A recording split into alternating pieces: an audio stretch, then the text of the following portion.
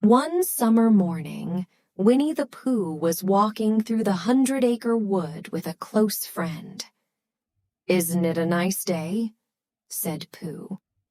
The friend didn't answer. Further on, Pooh stopped to look at some daisies.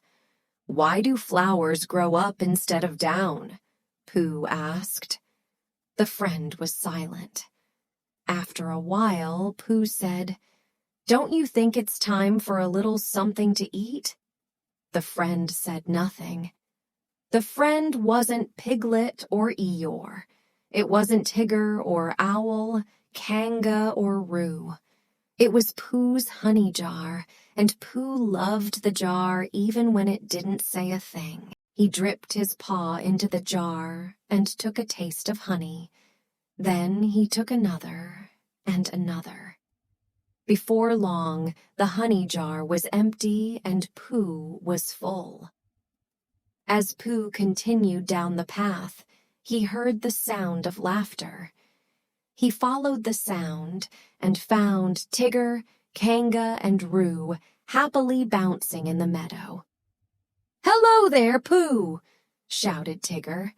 "It's a beautiful day for bouncing," Roo called out.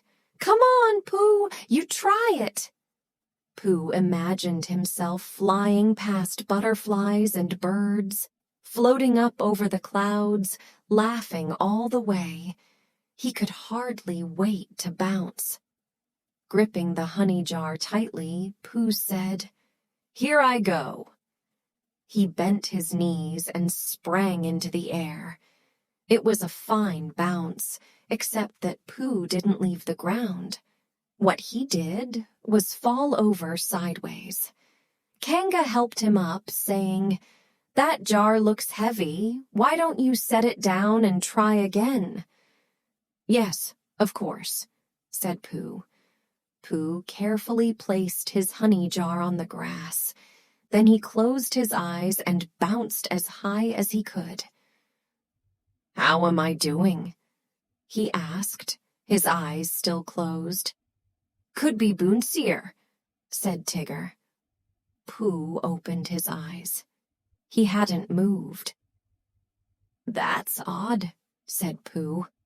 "I thought I was making a bouncing sound." "I don't think it was a bounce," said Roo. "It was more of a slosh." Pooh tried again and again, standing still, on the run, off rocks, over logs. Nothing seemed to work. "We're sorry, Pooh," said Kanga. "Maybe you should come back another time and try again." Pooh picked up his honey jar and went home. That night, he dreamed of bouncing, and the dream turned into a song. Who's that bouncing up and down with a jar that's filled with honey? He acts like Tigger, but his fur is brown. It's Winnie the Pooh. He isn't that funny. Oh, oh, oh, oh, oh, oh, oh, oh, oh, oh. Who's that floating past the trees, out of the forest and into the blue? Light as a feather and round as you please. It's Pooh, the bouncing bear. That's who. Oh, oh, oh, oh, oh, oh, oh, oh, oh. Pooh woke up the next morning, happy to be a bouncing bear. He decided to celebrate by bouncing out of bed. But once his dream had ended, so had his bounces. Pooh wanted to bounce as high as he did in his dreams. But being a bear of very little brain, he didn't know how. So he set out to ask his friends about it. First he went to see Eeyore. He found the old gray donkey standing in a thistle patch. "Good morning, Pooh," said Eeyore. if it is a good morning, which I doubt. Eeyore, Pooh said. I can't bounce. Eeyore shook his head sadly. One more thing to worry about, he said. I thought perhaps I could learn, said Pooh. Of course you could, Eeyore said. And while we're at it, I'll grow a second tail. Pooh was pleased that Eeyore would have 2 tails. Do you think I could swing from them? Asked Pooh. No, said Eeyore. You can't swing from them because it won't happen. I'm sorry to tell you this, Pooh, but donkeys don't have 2 tails, and bears don't bounce. Discouraged, Pooh left the thistle patch. If bears didn't bounce, how could he ever be Pooh, the bouncing bear? Next, Pooh went to see Owl, who was known as the wisest animal in the forest. Owl, said Pooh. I was wondering. You've come to the right place, Owl declared. Wondering is a fine thing to do on a day such as this. Pooh was pleased to hear it, even though he didn't know what a day such was. Pooh began again. Eeyore was just telling me that bears don't bounce and donkeys don't have 2 tails. Tails? Said Owl. Are you referring to my distant cousin, Tommy Tailspin? Well, not exactly, said Pooh. Did I ever tell you how he got his name? No, Pooh replied. But... Owl continued. It seems that Tommy wanted to be the fastest bird in the forest. Everyone told him that owls aren't built for speed, but Tommy wouldn't listen. Can you imagine that? He wouldn't listen. Pooh said. Yes, I can imagine that. One day, Owl went on, Tommy flew to the top of a tall tree. Then he dove toward the ground as fast as he could go. Halfway down, he started to spin. Luckily, there were some bushes under the tree. He never tried it again, but they still call him Tommy Tailspin.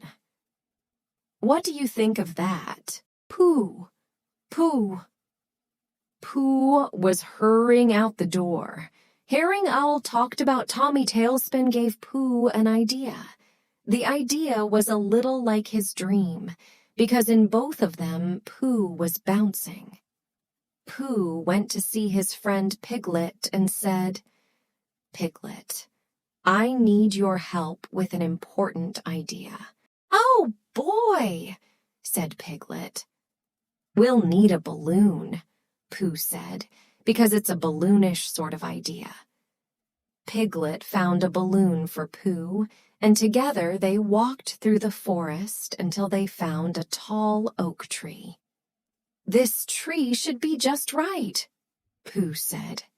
For what? Asked Piglet. For bouncing. Eeyore says that bears don't bounce. But perhaps they would if they started from a very high place, such as this tree. What's the balloon for? Piglet said. You'll see. With that, Pooh began to climb.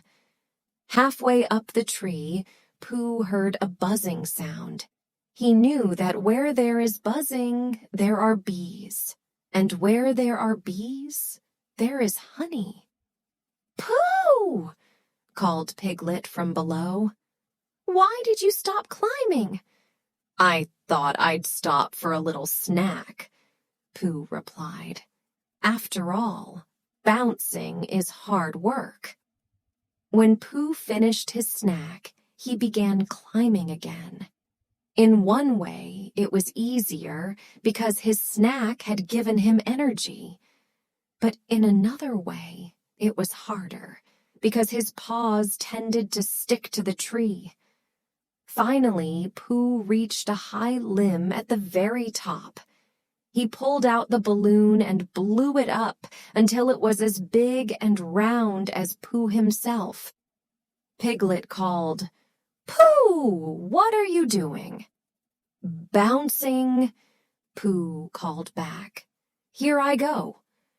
Holding on to the balloon, Pooh stepped off the limb and floated down. He floated down, down, past the bees and over Piglet's head. When Pooh touched the ground, he bent his knees and tried to spring back up again, but his feet stayed firmly planted on the ground. Piglet came running up, breathless. "How was it, Pooh? How was your bounce?" "Well," Pooh replied, "it wasn't a fast bounce. On the other hand, it wasn't a slow bounce either. To tell the truth, Piglet, I don't believe it was a bounce at all." As Pooh shook his head sadly, he heard someone whistling. Christopher Robin came strolling down the path. "Christopher Robin," said Pooh, "have you ever tried bouncing?" "I've tried it," said Christopher Robin, "but I'm not very good at it. Some of us can't bounce at all." Pooh sighed.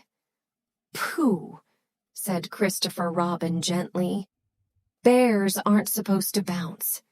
"What are they supposed to do?" asked Pooh. "They are supposed to eat honey and be kind to their friends." "Isn't that lucky?" Pooh said. "Those are the things I like to do." Christopher Robin hugged Pooh and said, "Silly old bear." Christopher Robin took Pooh's hand, and together with Piglet, they walked to the meadow, where they found Tigger, Conga, and Roo laughing and bouncing. Pooh smiled and decided he could still be Pooh, the bouncing bear. He was bouncing inside, where bouncing really counts.